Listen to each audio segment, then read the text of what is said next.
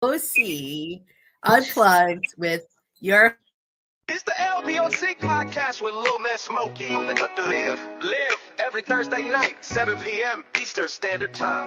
Open, unfiltered conversation and interviews. Come check us out. Let's go.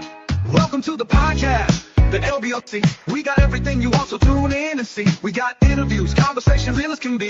All you gotta do is plug in, we'll provide the tea. You heard what I said, yes, it's Lil Ms SmoKiii. And I want you all to know you mean the world to me. So come and join the team and let's have some fun. We going live.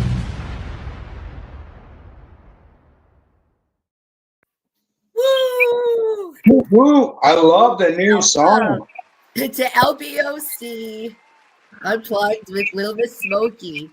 Last week, we interviewed and asked questions to Shortcut and what amazing information he shared with us. And tonight, we have our producer, who you guys don't see much because he's behind the scenes on Monday morning and Thursdays now to help Lil Ms SmoKiii. So I thank you. We got, they call him Slim Trimmons.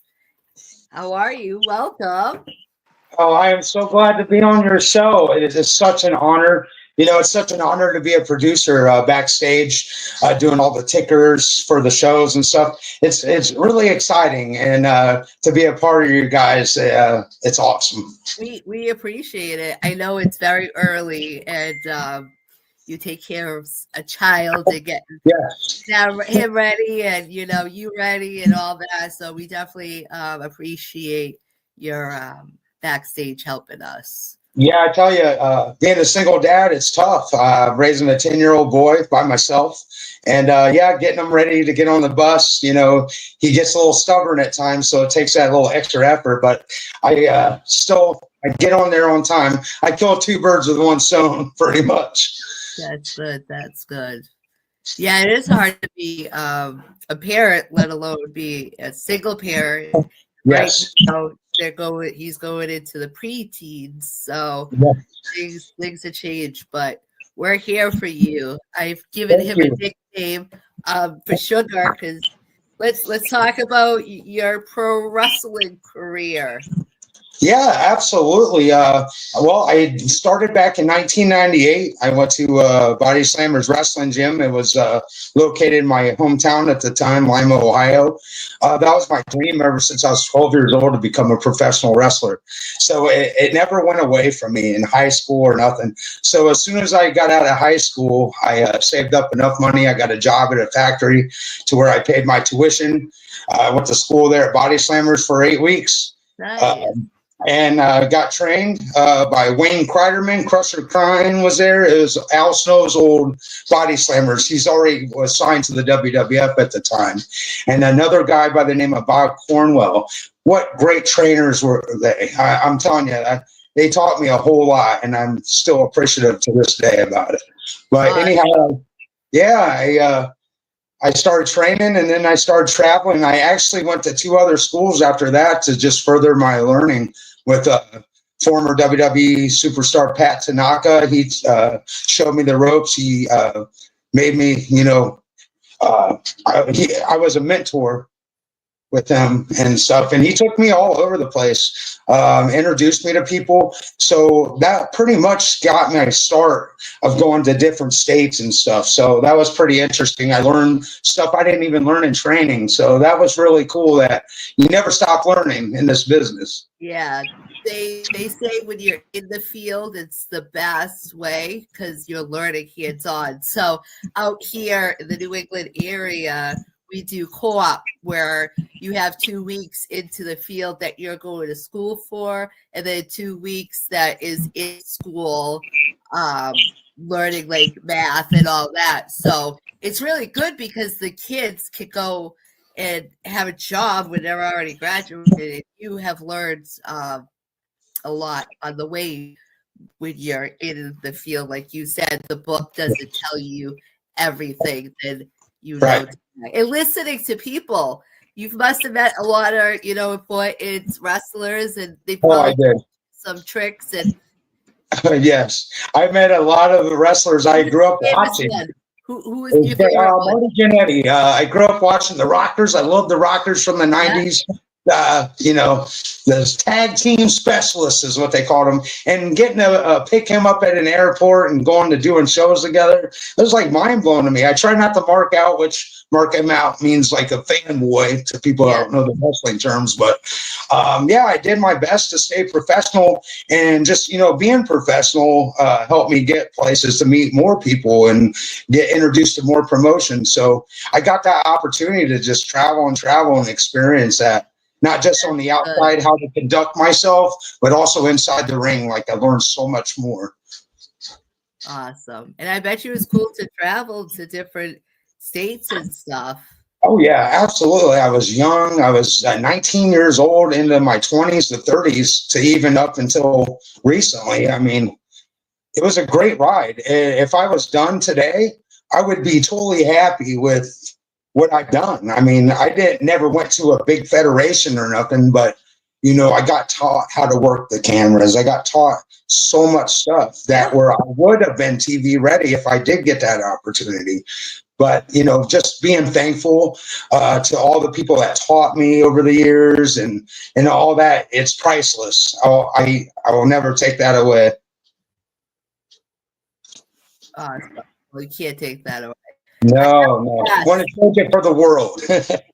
I have to ask, why Twinkies? If you don't like them, why? Why okay. That? Oh man, what a story.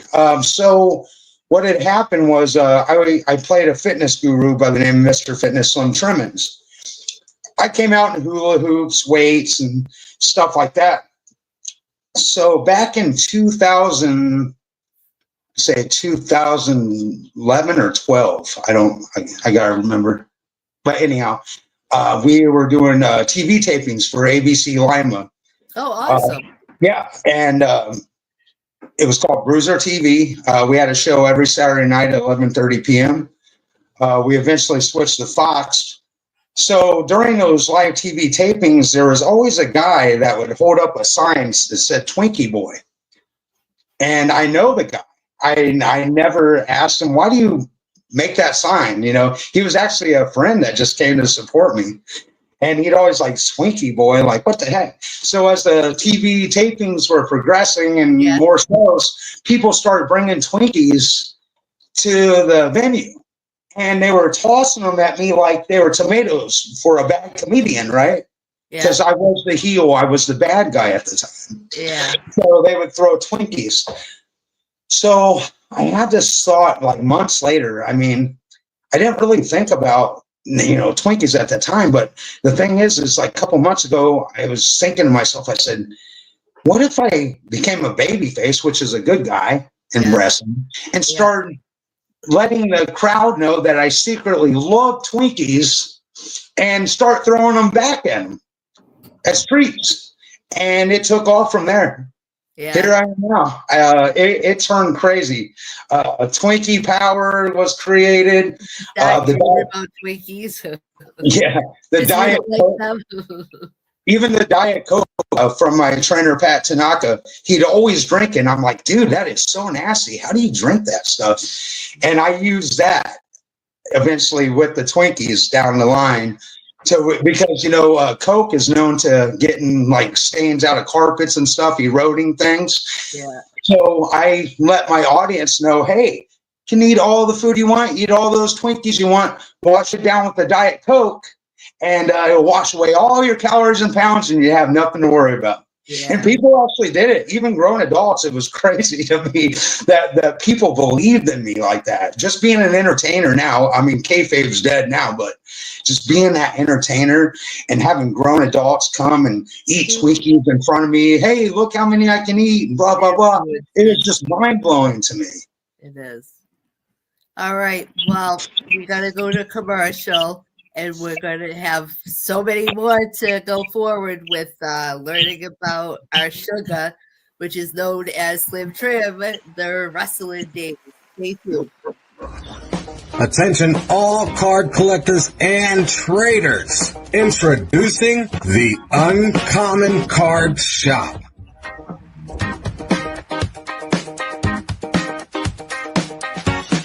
Looking for that rare card?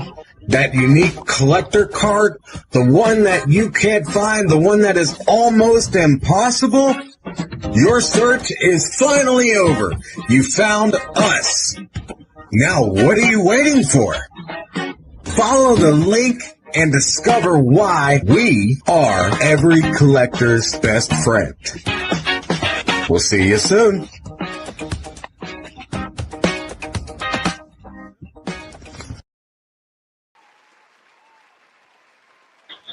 Here we are. If you are joining us, we have Slim Trim, and we're learning about him and his past history in life. We know that he was a wrestler who does not like Twinkies, but through the audience, Twinkies, who wouldn't be excited about Twinkies flying to you, right? Yeah. Right. So you got to answer a couple questions. That you said you were from Ohio, originally born and raised. We've already talked that you have a son. Yes. Single dad, ladies, comments. So what is some of the wildest things that you've ever done? Oh, gosh. Where do I start? The wildest things I've ever done. For one, like I would go, since this is an uncensored show, I'm going to be honest. Being in hotels with some of the heroes that I looked up to on coke binges, doing stuff, making fools of ourselves, drinking nonstop alcohol, cocaine. That was one. You know, it was okay at the time, but as I look back at it now, I'm just like, holy crap. You know, so to name one, that's one of those that I'll never forget, and it's always stuck in my mind as a memory. Like sometimes it doesn't leave. Like I'll randomly think about those days sometimes, and it literally makes me sick to my stomach. Well, we have to experience things. We hit a certain part in our life. Absolutely. We might have some fun, or we might be using it as suppression or trying it. Peer pressure, it's in front of you. It's all that stuff. So absolutely. You know, at first I thought, hey, if I'm going to make it in this business, I'm going to have to follow their lead. And, you know, in my 20-year-old mind at that time was saying, hey, if I'm going to make it, I'm going to join them, you know, because look at them. Like I grew up watching them and then hanging out with them and then being my friend. We're doing this all together. I'm just like, wow, you know, this is what it takes. And I pretty much sold my soul to the devil, you know, pretty much. But, you know, down the line further as I got older, you know, it started to catch up with me to the point where I'm just like, those guys aren't my heroes anymore, you know, and it's a damn shame, but they are no longer my heroes as I got older and more smart. When it comes to this situation, I was very disappointed, but at that time I was like all in for it. I was so blinded, you know, here I am living my dream. And then going out to the hotels, doing God knows whatever, and not even having to care, like wanting to be accepted, you know, and wanting to be known. And I thought that was pretty much the way to do it since my heroes were doing it. Yeah, when we look up to people or we want to fit in with the crowd, we do things that we don't want to, but sometimes in society you have to do it, and it's wrong, but it's how get into some things tonight. It's who you know and what you do. Absolutely. So have you ever had a close to a death experience? Yes, actually I have. I was at a party one time. I was once again doing cocaine. I think I did pretty much an 8-ball, maybe 2 to my nose, to myself. And I remember being so jacked up, they had this big trampoline in the backyard. And I remember I was just so determined to go jump on that thing, and boom, boom, boom. I noticed that my heart was beating so fast, like, bah, bah, bah, bah, bah, bah. Like I felt like it was my time, that I was going to die. And that was so scary. I've actually been through a couple of those. But that one was super scary. That was my first experience. But I actually dealt with it twice, you know, doing so much and laying down at night trying to go to sleep with your eyes wide open saying, I can't sleep. And then you're tossing, turning, you're getting up, moving, pacing around, not even knowing what you're doing. I felt at that time, that last time I did that it was over for me. I took a cold shower afterwards. And once I did that, it kind of revived me again to where God gave me another chance. I can't believe he did, but he gave me another chance. But that doesn't mean I didn't have health problems afterwards with my heart. I've had heart casts done and everything, and I know the reason why. Yeah. You know, I was killing myself inside, not even realizing it. No. I was so blinded of what I wanted in my life. I was so blinded about me, like being selfish, getting what I want. I worked hard for this. I deserve this. So I get to do this and that. And, you know, it was a mess. And to this day, I'm still living that past. Not that I'm doing that stuff now, but the thoughts are still there, and it screws you up sometimes in your head to where, oh my God, I can't believe I'm here still. Yeah. Well, there's a reason why you're here. You just gotta figure it out. I would like to know eventually, you know, but you know, there are times where, you know, like I know why I'm here. Like somebody would say something to me that is, you know, like so mind blowing to me, to where it would say, oh, okay, you know, I know that's why I'm here. Kids coming up crying because they didn't get a Twinkie, and bringing emotion, seeing the emotion in people in the crowd. When you're inside the ring and you're looking at these people outside, you see them like they look up to you, and I'm just like, what am I doing? You know, this is the life I can, you know, for them to know, you know. Yeah. And, you know, that's part of it to where I'm just like, hey, there's more in life than this, you know. And you have your ups and downs with that. But seeing that with kids and parents coming up to me and saying I inspire them, they want to be like me, my dark self says, oh, you know, why do you want to be me for? But the character says, oh, thank you so much. But it also, that character also goes into my real self and tries to talk to me. Like God's like, hello, and knock, knock, knock. Do you understand what I'm doing? There's a purpose for your life. Yeah. You're not just a spot in the world. Yep. Sometimes it just takes us a little while to figure it out. But sometimes we're missing a piece within us that we have to solve before we're able to do the next step. And I keep telling my friend that who's struggling. And I said, you just like a hamster in a ball. You got to keep rolling until you find that piece. And once that piece is there, you'll be able to get off. Yeah, just like Shortcut last weekend. You know, I'll come to admit right now, I love alcohol. You know, that's one thing that I've never was able to kick. I know what I got to do. I know I got to quit. You know, and unless for my life to change, but I got too dependent of it over the years to where it's just like, boom, took over, you know, and, you know, that it is a struggle. It is a struggle to deal with that stuff, you know, and, you know, blaming it on your body, your pain. Oh, I need this and that, you know, the mind transformation, it takes time. And for anybody out there that's struggling, you know, we either get it or we don't. Eventually, we're going to be too late. You know, I've looked at myself in the mirror and I looked at myself. I said, yeah, is it too late? You know, but then again, I think, okay, I'm still living and breathing. Maybe there's more that I have to know, you know, and there's so many questions. But, you know, my struggles are real, just like anybody else's struggles. You know, as long as we're honest with ourselves about our issues with other people, like we're doing right now, it's very important to spread that awareness out to people that struggle. Like, hey, you're not alone. You know, we all go through this stuff.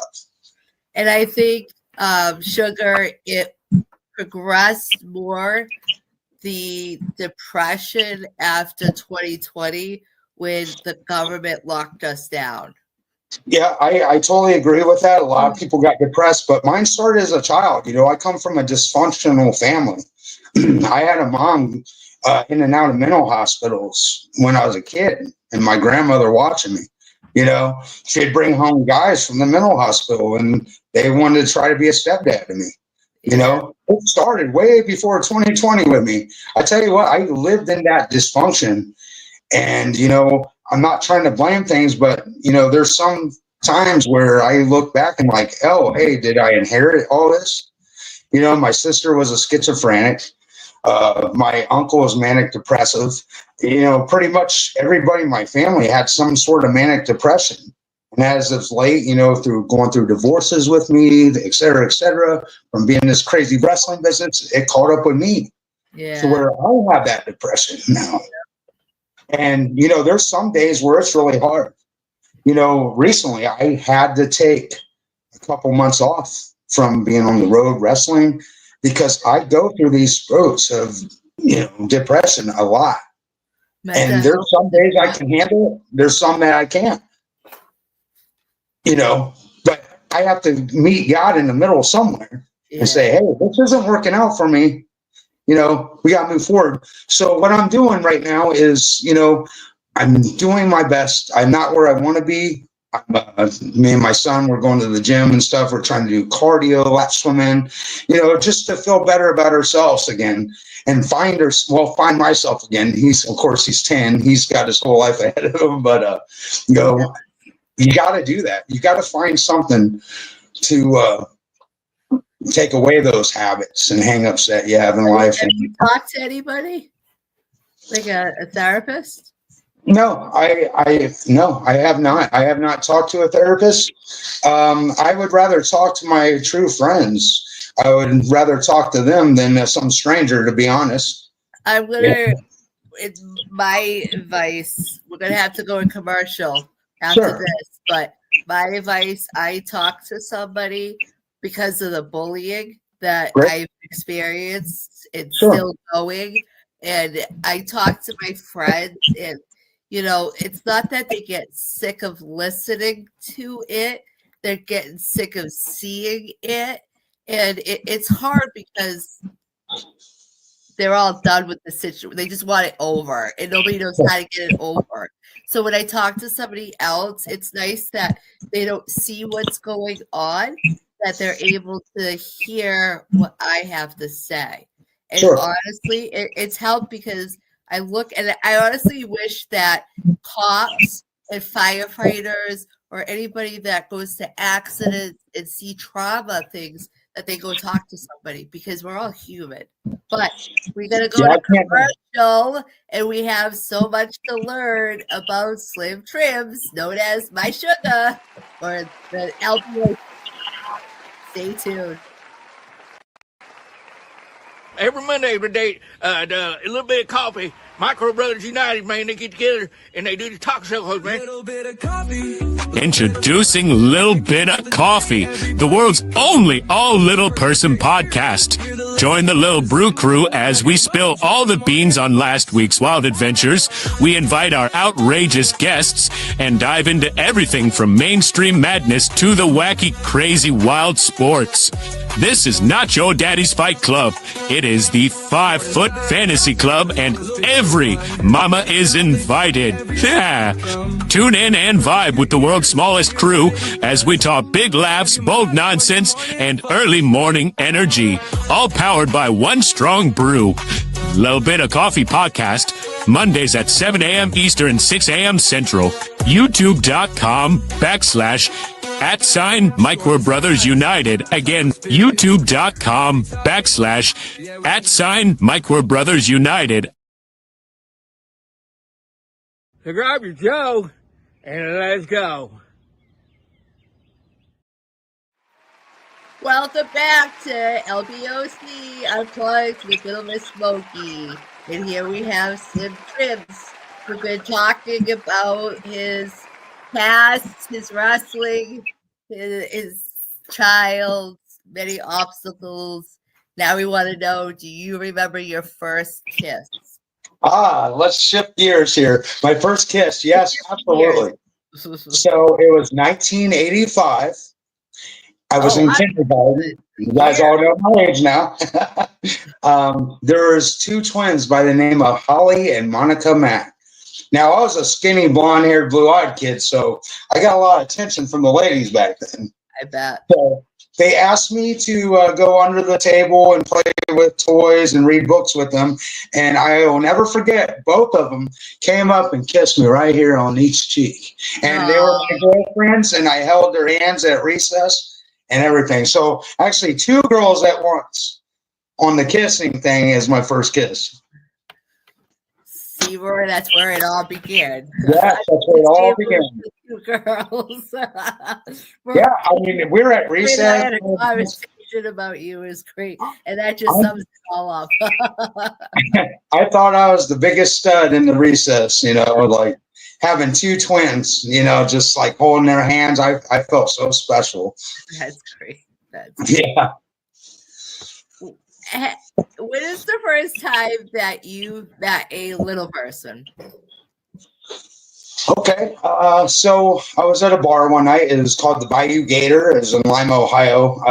If people don't know this, I'm a karaoke junkie. They had karaoke that night, and I was ready to get out and sing, have some beers. And I go in there, I get my drink, I put up my songs. Well, you know, the DJ sometimes plays dance music in between. Well, I seen a little person on a dance floor break dancing. Oh, that's cool. Right. I said, who is this guy?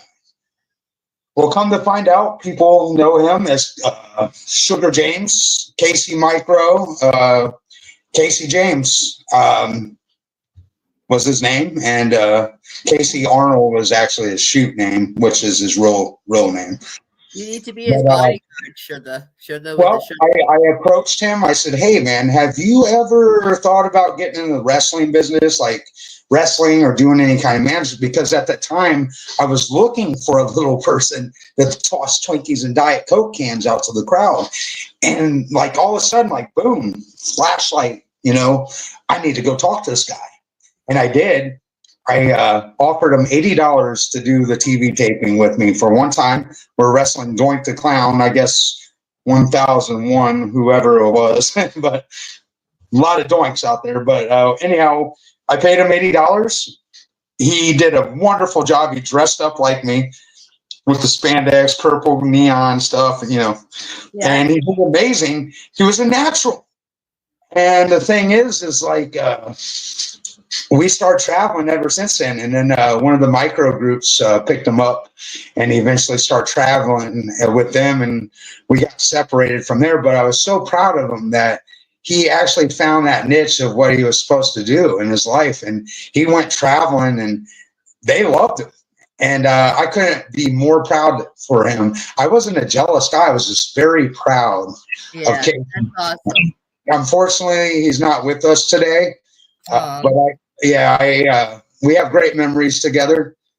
He's also a very close friend of our other producer, Roy. Him and Roy had a really tight bond together, and we were all close, you know. And that's how I met Pinky Shortcake.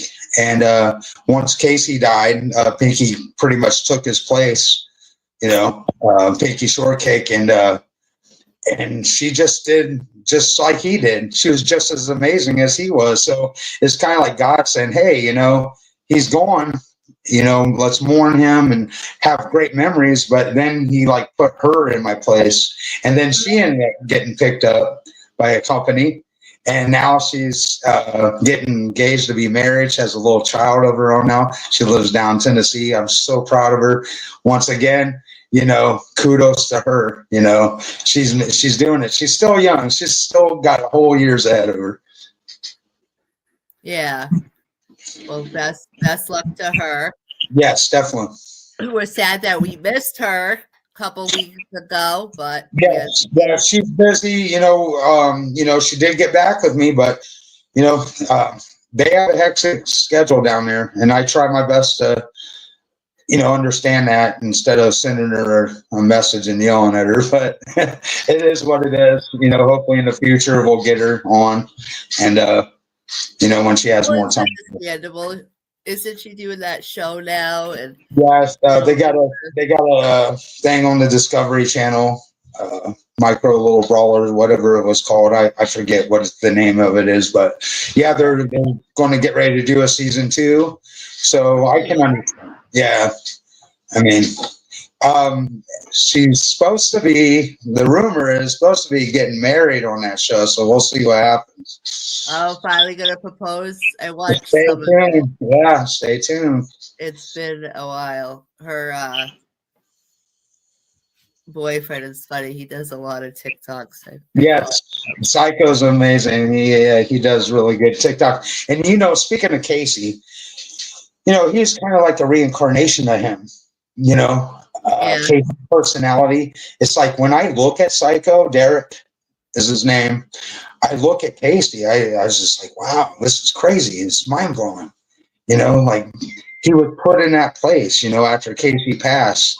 And I couldn't even be more proud of her for choosing that man. What a wonderful guy he is. And boy, you can vouch too, what a great guy he is, he just is. But I wish him the best. I don't get to see him maybe once a year, but you know what?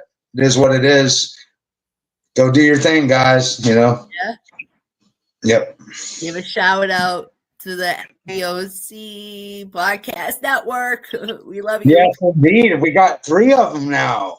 So we got a little bit of coffee, LBOC, on Mondays, 7 a.m. Eastern Standard Time, 6 a.m. Central. Then we got Unplugged with a little SmoKiii, which we're on here right now. Unplugged, raw, uncut, whatever it is. Every Thursday at 7 p.m. Eastern Standard Time. And then soon we're going to have the Mini Vinny show with Mr. Phoenix. So I'm excited to see where that goes as well. Yeah, I'm excited. I love Vinny and Mr. Phoenix. They're very entertaining. I enjoy watching their show, and I think that the audience will be looking forward to that too once they see the first episode. So I have my hopes for that show. I know we are doing our things right now. So I couldn't be any more happier and excited to check all these shows out. Just as a producer and everything, you're still that fan behind the scenes, like, heck yeah, guys, get it going on. And, being able to have these meetings with you, having our voice, also having input on some ideas. Like, that's what I like about you guys. You guys put us backstage people on platforms when you don't have to do that, and you do it. And I appreciate each and every one of my coworkers. I love you all to death. You all know that. And you guys mean the world to me. Thank you. Thank you. Well, you know that POD's behind screen because he zooms in. He zooms in and he knows it. I'm telling you, I'm going to tackle him. He's going to go to the emergency room and he's going to have a hurt leg and they're going to say, what happened? And he's going to say, Lady beat me up. She's 3'11". She just took me out. I'm a pro wrestler, but she just took me out. You might want to go to HR first on that before you go to the hospital. No, HR. I'm missing her on vacation. There you go. Our folder is? I don't know. Hey, dude, we're going to go to commercial. Hey, man, it's time to wake up, man. Get your butt out of bed, bro. What time is it? It's time to go hang out with the break crew. What time is it? 7 a.m., man, 7 a.m. Oh, man. It's time for a little bit of coffee, man. Going back to bed. Come on, get up. Come on. Come on. Every Monday morning, a little bit of coffee, the world's only little person podcast. Join the Little Brew Crew as they spill the beans on last week's wild adventure, invite outrageous guests, and dive into everything from mainstream madness to wacky sports. This ain't your daddy's fight club. It's the 5 Foot and Under Fantasy Club. And every mama's invited. Tune in and vibe with the world's smallest crew as we talk big laughs, bold nonsense, and early morning energy. All powered by one strong brew. Little Bit of Coffee Podcast. Mondays at 7 a.m. Eastern Standard Time. Check us out at youtube.com/@MicroBrothersUnited.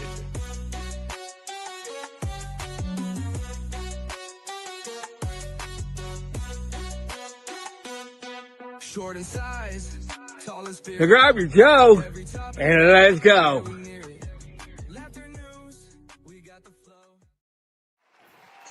Welcome back to LBOC Unplugged with Lil Ms SmoKiii.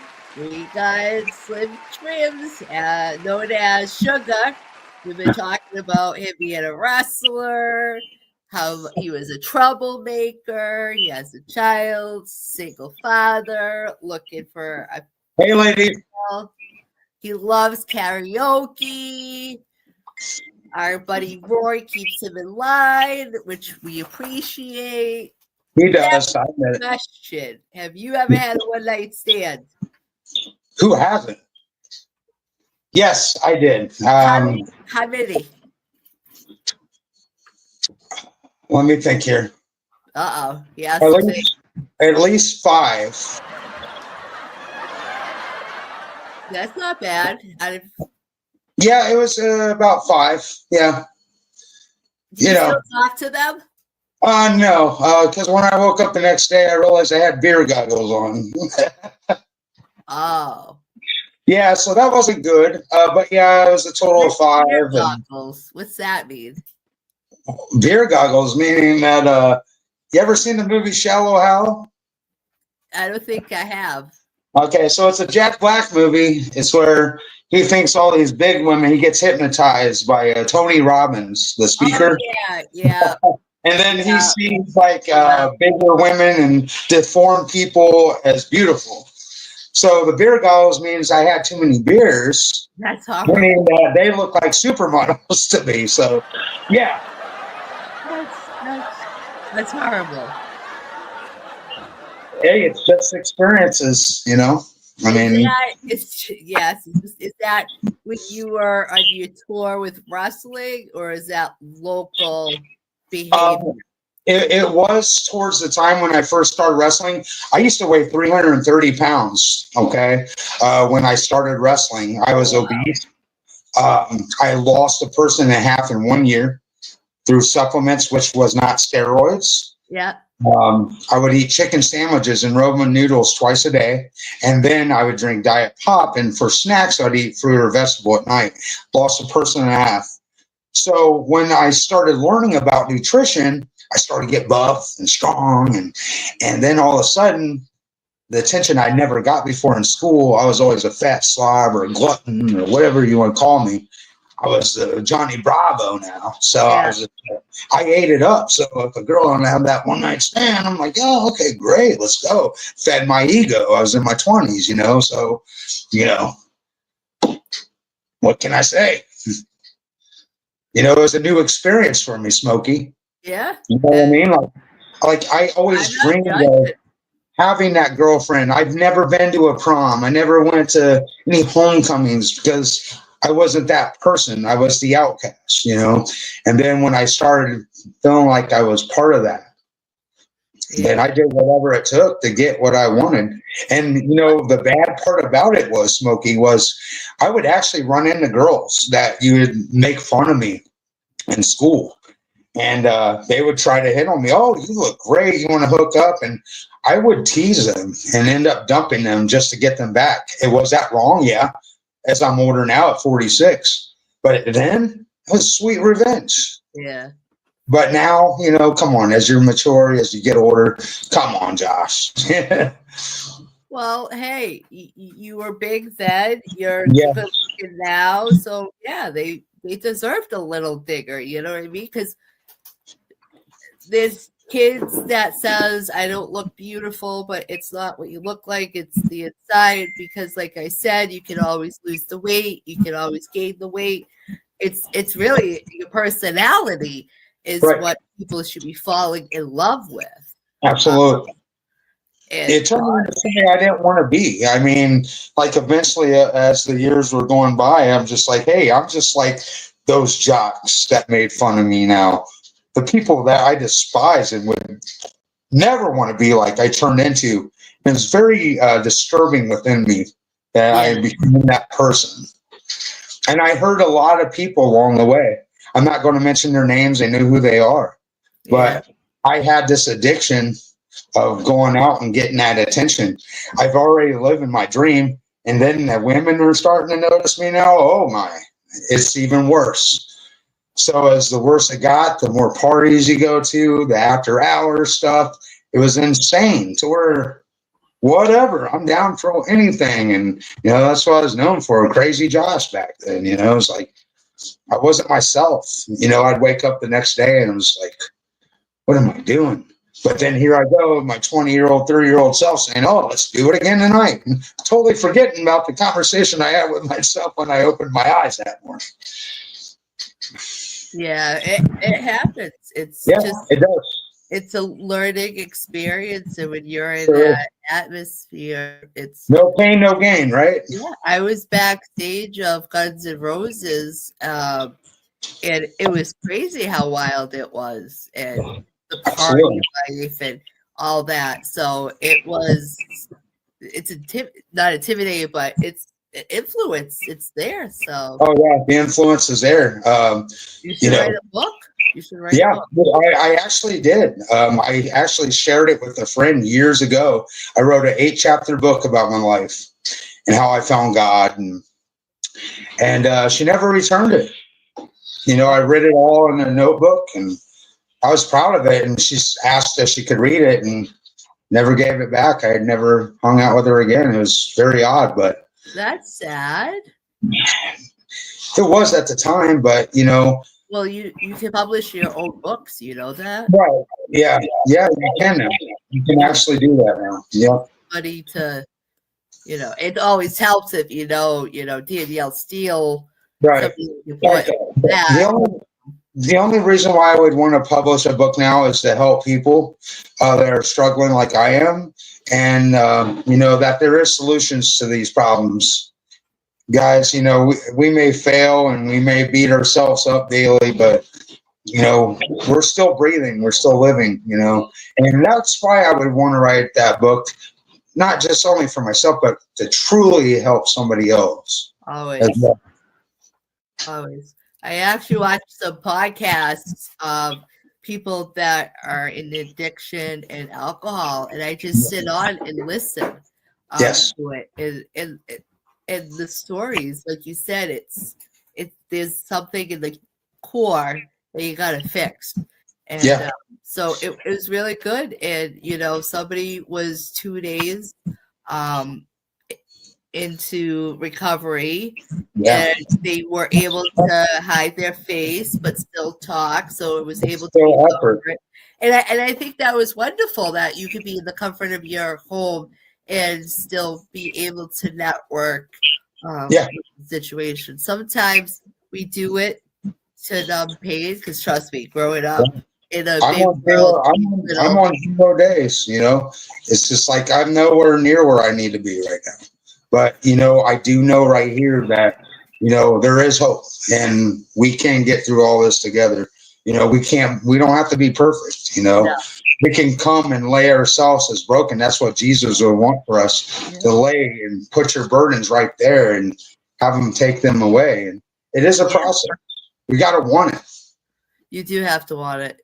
You do. I growing up, I pushed people, and it wasn't working. And until they said, I'm ready, then I was able to help them push through, because they were helping. So we're here for anybody. Sure. We've all been through struggles. We all Sure. want to be there.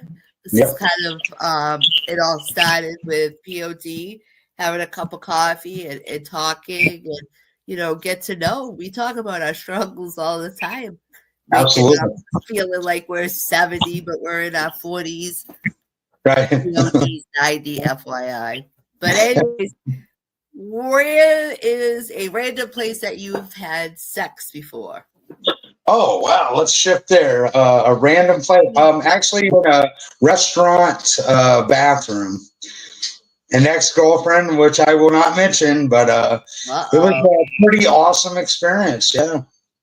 It was a little different, having that feeling of getting caught. I would have. Oh, can you imagine what I was going through? Was that the girls' bathroom or the boys' bathroom? It was the boys. Boys. Yeah, it was the boys' bathroom. It's probably about 2001 when that happened. Yeah. Hold on, who picked the bathrooms? Or did you just fall into the door? No, I didn't fall in the door. It was cool. No offense, but I'm gonna go to the girls' bathroom. Look. But anyhow, it was crazy experience. We were wild. We were young. You know, who cares? You know, let's do it. I guess. And alcohol also makes you do crazy things as well. I get it. Yeah, alcohol didn't help either. No, alcohol never helps. No, but I loved her with all my heart. We were together for years that we did that. It wasn't just some random woman, you know. It was somebody I love and adore, and I do to this day. You know, it's like it was a great experience, even though it was a little risky, and we didn't get kicked out or nothing. We didn't get caught, right? What is that? I'm sorry. That's the thrill. Yes, the thrill. Risky. Absolutely. Like, oh, there's an empty driveway. Pull in, you'll see. Now, another time was in a public pool. I was pretty slick on that part. I bet you used slick. Yeah, I was pretty slick. No one noticed. It was cool. But that's all I got on that topic. All right, ladies, he needs more stories. Remember, he's single. Yes, ladies, I'm single. I may be behind the scenes, but I'm right here right now. What is the most embarrassing thing ever that's happened to you? The most embarrassing thing, when I was at a concert one time, I was seeing one of my favorite bands, and I was waiting in line for the bathroom, and I did not make it. I pissed myself all over my pants. And you talk about being embarrassed. I missed the damn show at the end because I went out and hid myself in the front, and they wouldn't let me back in anyway. So I was screwed. Yeah, I regret it. But hey, nature called, and there's just a long line. So what do? You know? Yeah, you guys. Yeah. I mean, we could go pee wherever, but there wasn't an option for that in that venue. I guess not. I was gonna say I would have ran in the girls' bathroom, but it was all full and occupied as well. I'm just like, the girls' bathroom was horrible. But I was walking like this, my shirt down like that, trying to walk all sideways and stuff, like I was trash, all the way up to the front door, and then I got out. So it was a disaster. Oh, that's horrible. And then not having to change the clothes, like at the hotel, like everything's dirty. What's that? Sitting like that, driving. Yeah. Oh gosh. Bad times. Bad experience.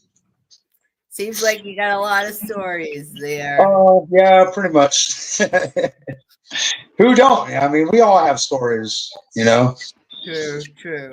If you were going to die in the next 24 hours, what would you do before you died? But before you answer that, we're going to hit commercial. Hey, my cappuccinos. How are you? It's Lil Ms. SmoKiii. I need you to do me a favor. Please share this TikTok, LBOC Unplugged. But we need 1,000 followers. Please, let's get SmoKiii to 1,000 so we can go on air. But the idea is to continue the conversation. So, Thursdays, 7 p.m. Eastern Time, 6 p.m. Central Time. You do not want to miss LBOC Unplugged with SmoKiii.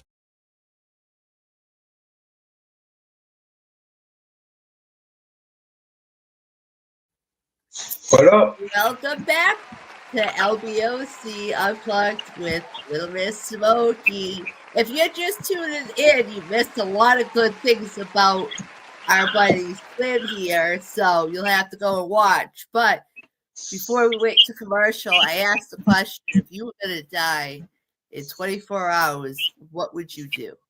I would sit down my son for the majority of that time, and I would tell him the absolute truth, what is happening, what I've been through, to make good choices in life, because I want to be that example for him I want to be that voice to where he would be prepared, and I want him to understand why I would be leaving this earth.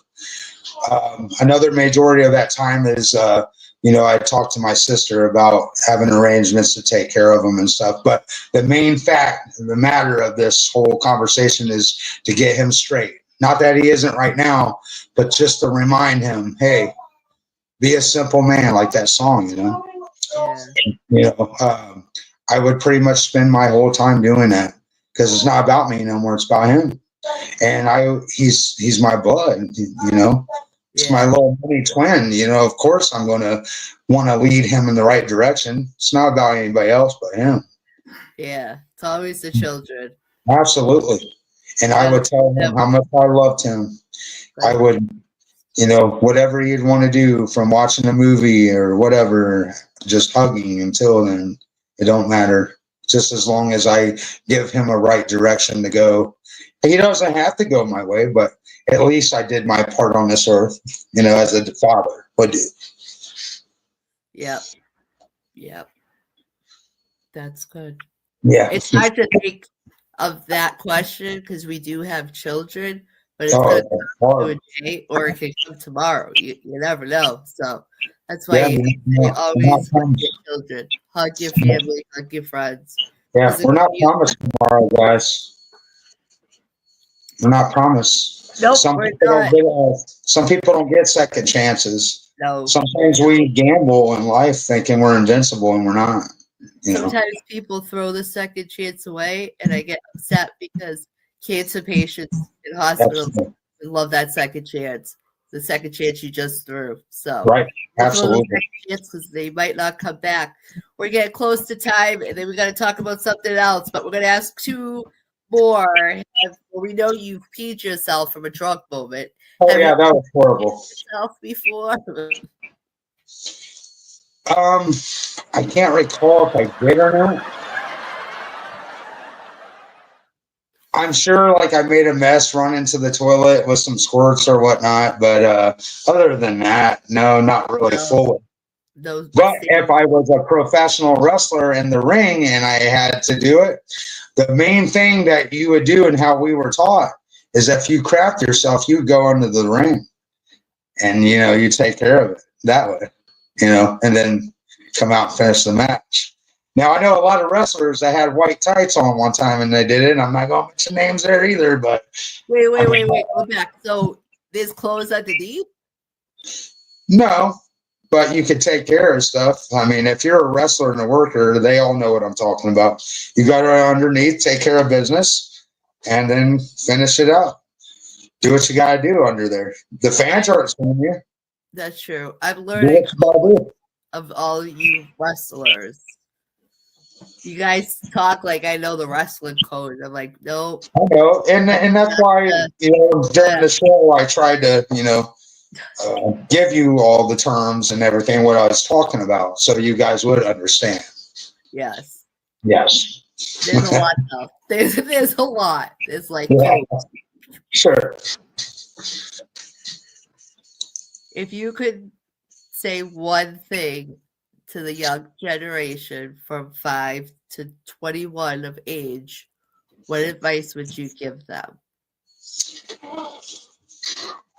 Advice I would give them is to, we go through trials and tribulations in life, meaning that, sometimes we're going to have bad experiences. We're going to have good experiences. But this is a time at your young age to grow and understand that the more we grow, the more mature we get. And to, never give up on your dreams. Never give up. I know kids, they don't like school and stuff, but always you want to get your education, and there's nothing wrong with that. I mean, kids today, they don't understand that, but as they get older and more mature, they would get that. And I would encourage them to finish out school and then decide what they want to do, whether they want to get a job or a career or go to college. I would encourage that, and to not let people influence them, to make their own decisions to follow their heart. Do you think they should be home taught in today's society because of the brainwashing that's going on in our schools and in our colleges? As you see, it ever since Charlie Kirk has passed away, more videos have come up, and the more these students are saying, if I don't say I'm a liberal, I'm getting failed. So That's what do you that's a think great about question. that? You think they That's a should be homeschooled, or you think public school is a good thing to get them ready for society? Well, I think that's up to the parent what they want to do. I believe if you do go to the school, you interact more compared to home. You know, I mean, there's all different flaws to it, and there's good things about it, and there's also bad things about it. So I guess it depends on the parents' beliefs and, you know, whether they have fear or not of school shooters or whatnot. I mean, people are different. Like, I would encourage my kid, even though I do have those fears or those things, that I would want him around friends, you know, because he's not going to get it at home, you know. And I think he would take advantage of that. Oh, I'm at home, I'll slack on my work, when he could be motivated by a really bright teacher. And yes, there are teachers out there that do teach things we don't agree upon. But that's why there's council meetings in towns and town meetings, whatever. We have a voice. I mean, if we don't like something, we can easily not just take our kid out of school, but we can go to these things and, you know, spread that awareness of how we feel. And, you know, see where it goes from there. But people are just different. I mean, whether you're liberal, Republican, whatever, people have their own beliefs. Yeah. So I personally would want my kid to grow up with friends. And yes, times have changed and they are scary. And I get that. Oh, I have to have that faith in knowing that, hey, my kid's going to be taken care of. You know, that's me. Homeschool today is different because now they're meeting up and they're going to museums as a class together. That's awesome. Yes, I did not know that. Things. So I think it's wonderful. And there's 19 to 25 students in a class, and honestly, how much are they going to learn? That many, and everybody learns differently. So right. I'm absolutely not knocking that. I mean, each of their own, you know. We could yes, we could talk about that subject forever. Sure. Slim Sugar, I just want to thank you for your time tonight. It was good to hear your stories, the struggles, your advice. Ladies, he's single. If you guys are in Ohio, he said he'll move, start fresh. Hey, it was such an honor to be on Lil SmoKiii Unplugged. Check her out every Thursday night, 7 p.m. Eastern Time, 6 p.m. Central. All right. You need to pick the phrase for Monday to win a cup. What is the phrase? What is the phrase? I do not know the phrase. Let's tell me the phrase. You pick the phrase. What's the phrase? I get to pick the phrase. Yes. How about Twinkies? Josh? Twinkies. I love the idea, but we're going to do it a little different. We're going to go Twinkie power, because the power of it all will get you a mug like this, a little bit of coffee. Twinkie power. Twinkie power. Ladies and gentlemen, Monday morning, 7 a.m. Eastern Time, you're going to drop the phrase word, which is Twinkie power. Twinkie power. We'll see you guys Monday morning at 7 a.m. We have so much to talk about. Are you ready? It's Columbus. Let's get a little bit of talk. Monday morning watching us. We'll see you then. Thank you. Thank you.